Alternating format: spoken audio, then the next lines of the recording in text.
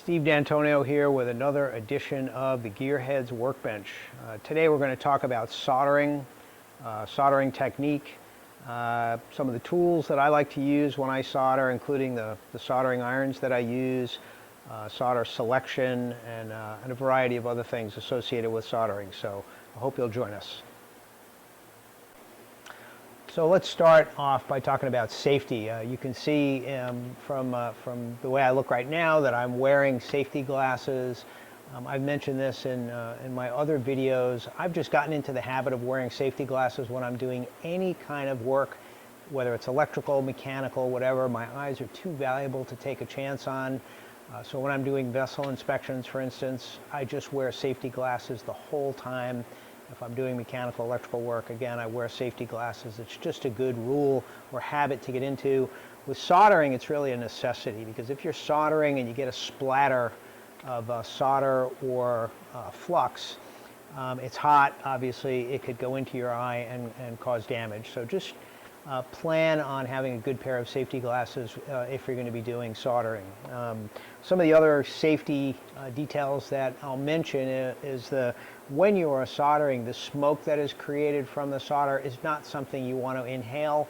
So if you're not doing your soldering outdoors, it's good to have a fan. I've got a fan going here, and I normally have that running whenever I'm doing any kind of solder work to carry the smoke away, so I'm not breathing it. So keep that in mind when you're soldering, that good ventilation is important. If you're soldering someplace where the dripping solder can land on something that is flammable, or it could cause damage to it, so a wood surface, for instance, or carpeting or fabric of some sort, it's good to have some kind of drip shield. You can use a piece of sheet metal if you want, or just good old aluminum foil works fine as well. But think about that, that you could cause damage, or again, even worse, a fire with dripping solder, and you wouldn't want to do that. Finally, there's the fire hazard overall.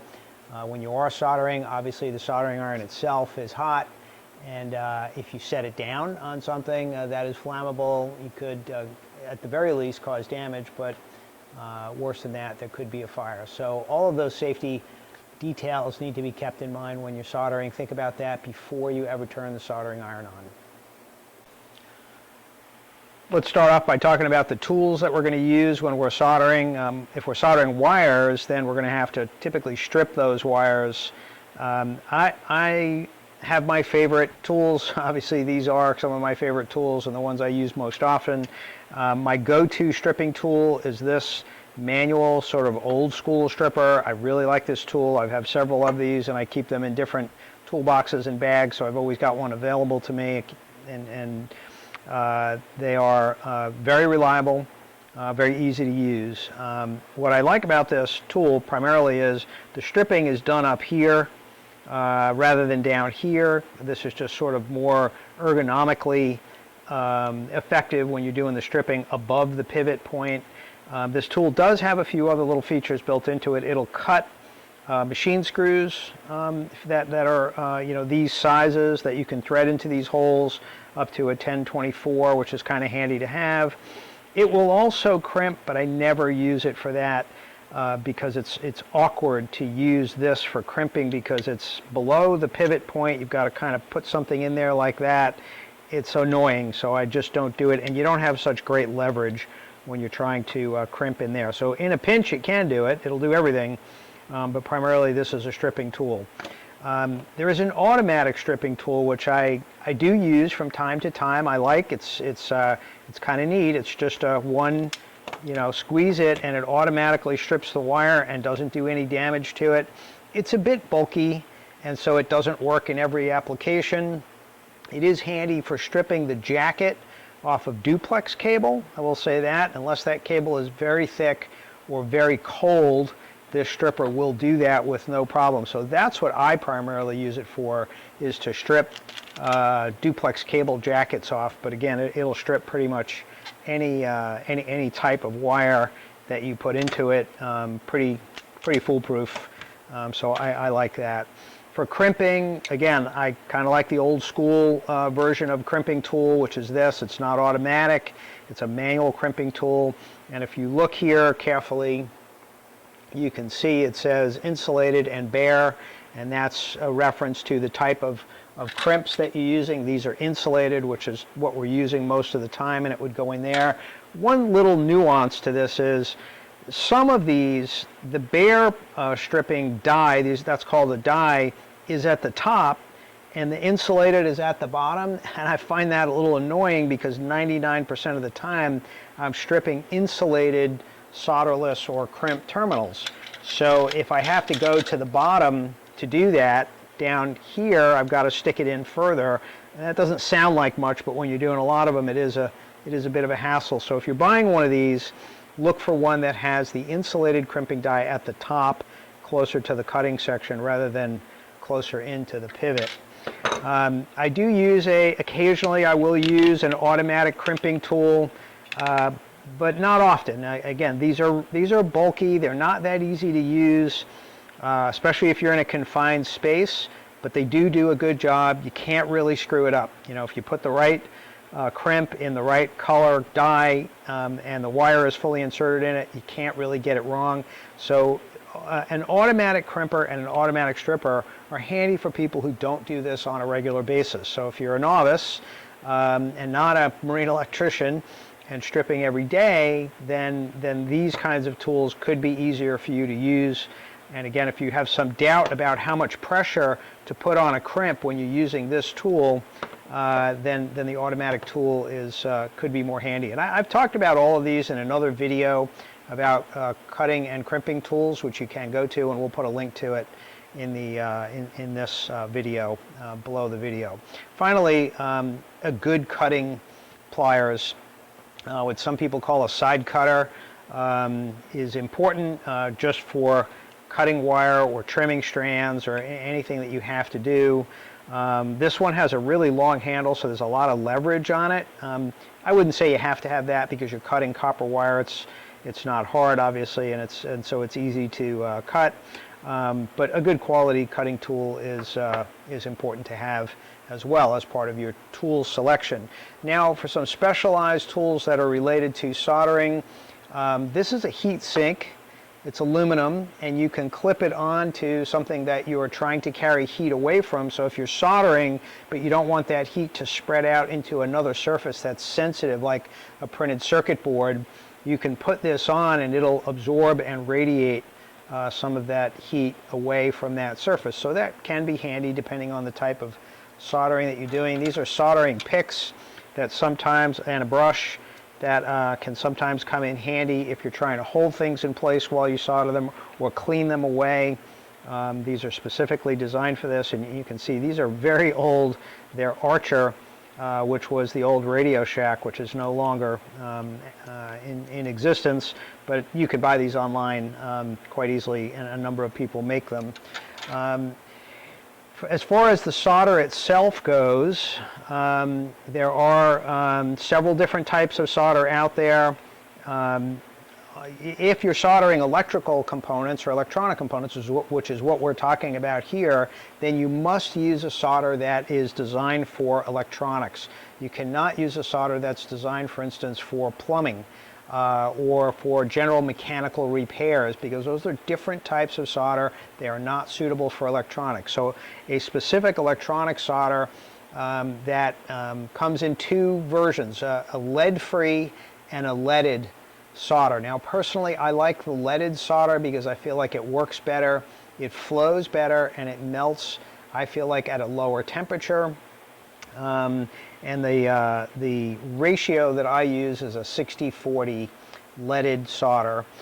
You can get this solder in what's called a rosin core, and the rosin prevents oxidation, but it's not mandatory. This is not a rosin core solder, but the flux, which I'll talk about in a second, is a rosin flux. So it already gives you that, and we're always using flux when we're soldering electrical connections. So you get the rosin aspect of that without any problem. So make sure that you get the right type of solder. You do not want to use a plumbing solder or a silver solder, which is designed for mechanical applications. It's very strong, but it's not designed for electrical.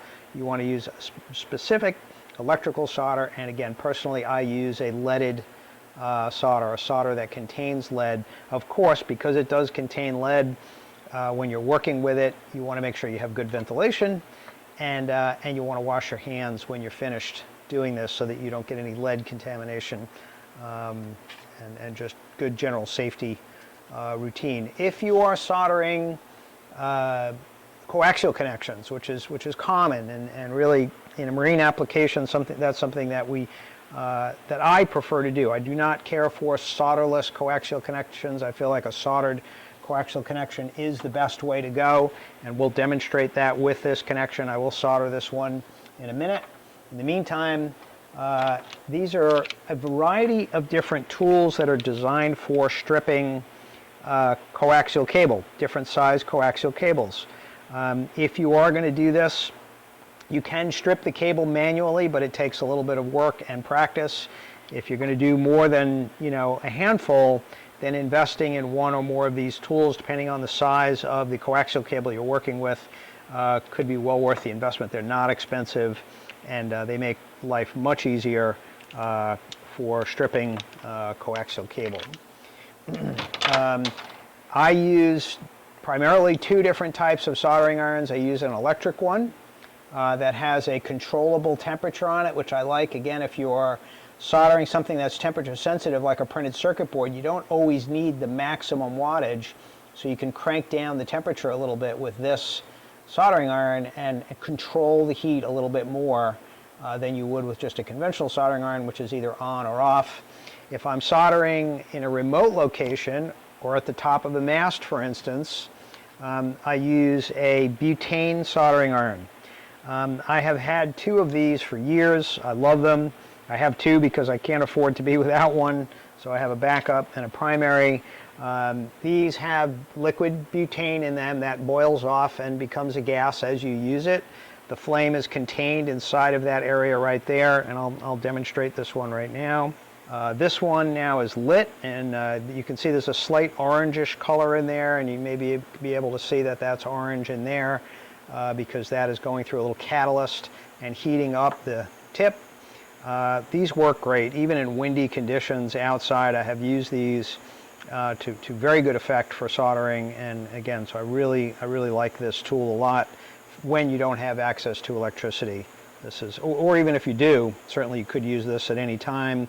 And the butane is inside there, and you can see there's a little liquid level window in there. You can see the liquid butane in there, and it boils off and comes out as a gas, and again, works really well. I really like this tool. The electric soldering iron, just turn it on, wait a minute or two, and that warms up. Let me talk a minute about tinning. The tip of your soldering iron, but all three of my soldering iron tips are tinned already. I keep them tinned. Tinning is a technique where you apply a little bit of solder onto that surface, and then you clean it off. You can do it with a wet sponge area like this, and I'll wet my sponge in here to do this so that the soldering iron is warm. You put some solder on it, you clean it off, and you end up with a nice, bright, shiny tip there that is silver. That is some solder that is remaining on the tip of the soldering iron. It's not oxidized, it's clean, it has good heat transfer. So I always tin my soldering iron when I'm done with it, so that when I go to use it, I have a tinned and operational soldering iron. I don't have to do that when I start. And so that process is, again, put a little bit of solder on there, clean it off a little bit on your sponge, and you end up with a nice bright, shiny silver tip there, and then you can shut it off and leave it, and it'll be ready to go the next time.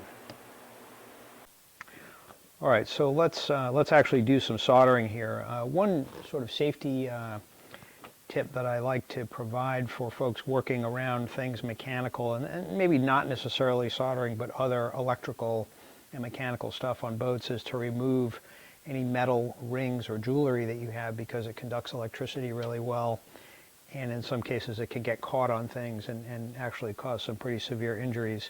So I usually like to take my ring off. At the very least, my watch band is is rubber, so that's not an issue. So to begin soldering, the technique that I use is I use flux. I would say that's mandatory for virtually every soldering job because the flux facilitates the flow of solder into the joint. Without it, in my experience, it's much more challenging to get the solder to adhere or flow into the joint between the two things that you're soldering together, and you have to use more heat or longer heat. With the flux, it all goes much quicker. And this is a rosin paste flux, so the rosin gives you some corrosion protection once you're done with the soldering. Even when you clean the solder off, that still remains or not solder rather, but when you clean off the residue of the flux, there's still some of that left, and so you do get a little bit of protection for the solder itself from corrosion. Not that that's really an issue in most cases because it's not getting wet, hopefully, but it's clearly in a damp environment in a marine application. So, all right, and now also a little bit of controversy here. Some solderers will tell you that the way to do this is to heat up the joint and drive the solder into it. You can do that, but I've been soldering for almost 40 years, and I have not done that. I have my approach has been to apply solder to the tip of the soldering iron, and then hold that against the surface that I'm soldering. Now you can drive the solder into there too if you want to, but again, that's not what I have done. I have, for much of my soldering career, have simply put the solder on the tip and then held it against that surface to get it hot and get the solder to flow. I find that technique works best for me. So I've added a little bit more solder to that tip, and I'm going to hold it against that joint and get it warm or hot. And you can see, if you look closely, when the solder begins to flow, it becomes kind of obvious. I'm going to clean off that flux now so we can see better what's going on here, and we don't need it anymore. Now we'll do a little bit more solder.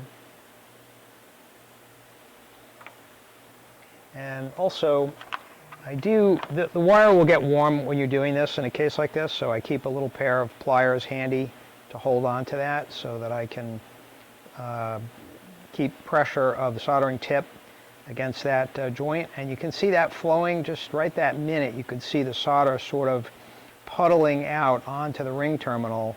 That's what we're looking for, is that nice, good, even flow, just like that. If it looks like a BB, rather than lava that is flowing, that's bad. The BB sort of formation is when it's too cold, when the joint is not getting enough heat. You don't get that flow of solder. When you've heated that surface well enough, the solder flows out over it, and again, that's just what it should look like. Cut. So when that is complete, you can see there's still some residue of flux there, and so you can clean that off with a rag. It's kind of varnishy. It's a little bit sticky, so I'll use sometimes a little bit of brake cleaner to clean that off, because that brake cleaner doesn't leave any residue, so you don't have to worry about that compromising the joint. And the part, in this case, the part we really care about is where the screw would go through. I don't want to have any flux left in there. I want that to be a nice clean surface. You can also use a Scotch-Brite pad like that and get that nice and clean and bright, just like that, and then it's ready to be installed.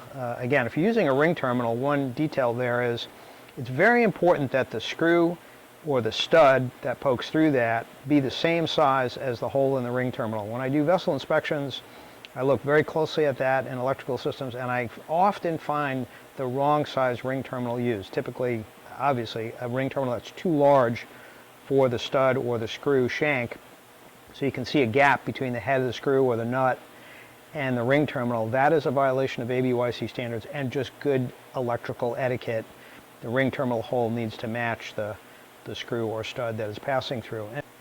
The next item that we'll solder is coaxial cable. I would say in my career I've probably soldered more coaxial cable connections than anything else because that in marine applications we're using ring terminals that are solderless. You can solder them, as I did with that one, but it's not necessary.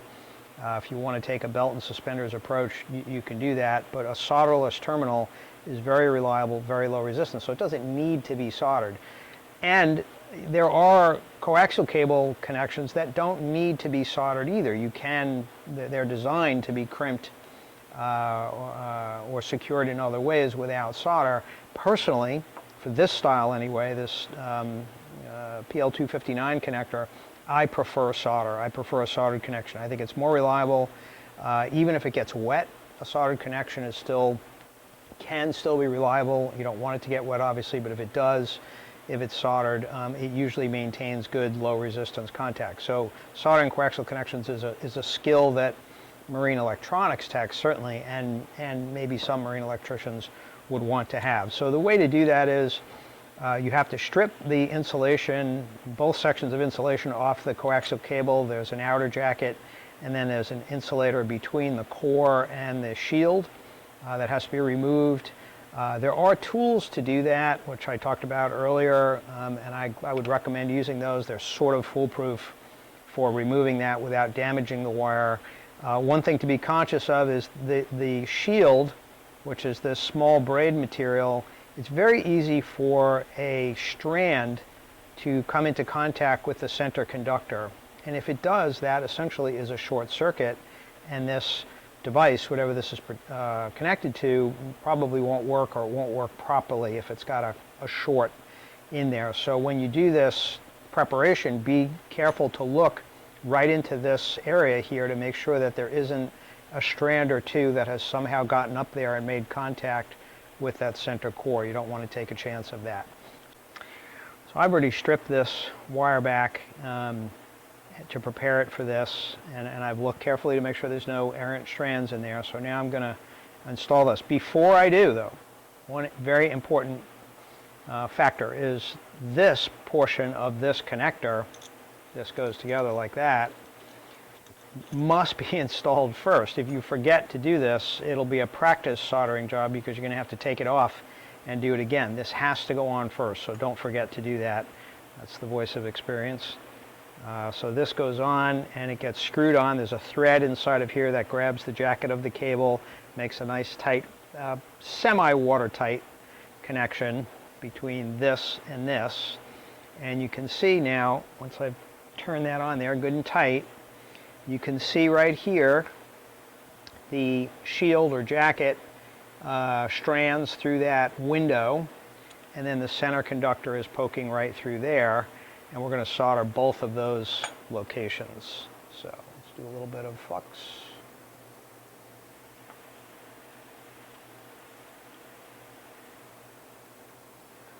And a little solder.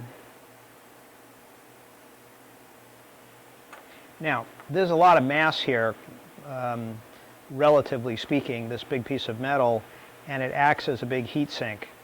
So it could take a little while to get it hot enough to get that solder to flow in there. You've got to be patient with this process. Helps to have a hot soldering iron too, so this is a corded one obviously. If you're using a butane soldering iron like we talked about earlier, those two work pretty well, but if you are selecting a butane soldering iron, get the one that is the highest possible heat. You can always turn it down, but for things like this, it's advantageous to have more heat available, and if there's any breeze whatsoever, if you're outside, that only makes this process more challenging. So the hotter the better, essentially.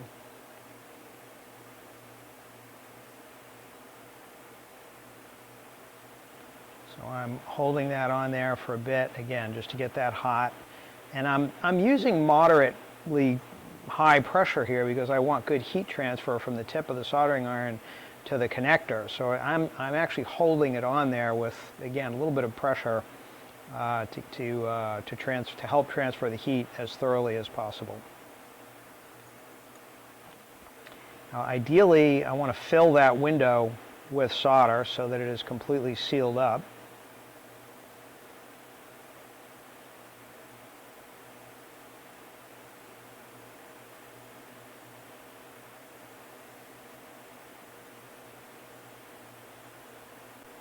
You can see that I've filled up that window with solder, so that will make good contact between the terminal and the braid that is beneath it, and that is closed now. So again, semi-water resistant, although you don't want to test that. Now we're going to do the center conductor. Get a little bit of flux for that.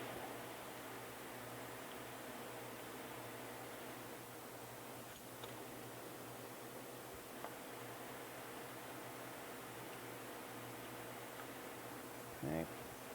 And a little bit of solder onto our soldering iron tip. You can see that the soldering iron tip holds the solder pretty well, partially because I've tinned it, which we talked about earlier as one of the reasons to do that.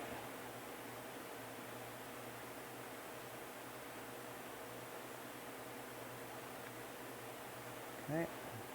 And again, it's best to fill this because it gets sealed then with solder. You could just put enough solder on there to make the connection, but I prefer not to do that. I prefer to fill up that void completely.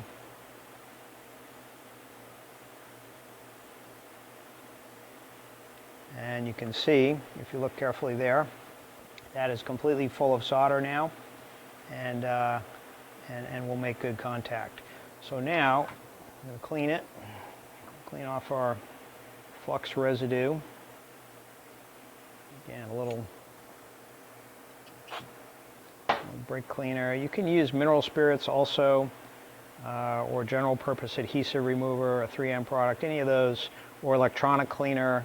Anything that doesn't leave a residue is appropriate for cleaning this off. And then once this is done, you do that other window too. I haven't for the purposes of this demonstration, but you'd solder both of those windows, and now this terminal is ready to go. Now, what I will also do, just to be on the safe side, is I'll use a multimeter and do what we call ringing out this connection. I don't have to get to both ends of it. Those might be quite far away, so that's might not be practical, but I want to see if there's a short in here.